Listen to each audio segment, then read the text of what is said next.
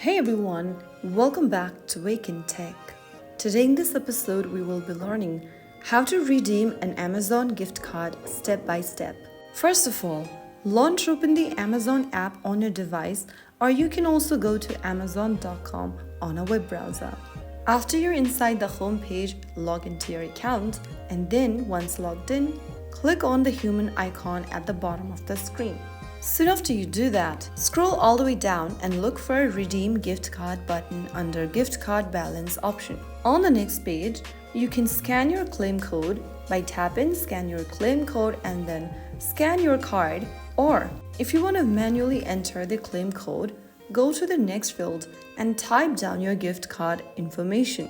Enter the code exactly as it appears into that field and then click on Apply to your balance. Soon after you do that, you will be able to redeem your Amazon gift card, and when shopping in the app, your payment screen will automatically consider your Amazon balance first. Just make sure your Amazon account, country or region matches the region of the gift card, or it might not work.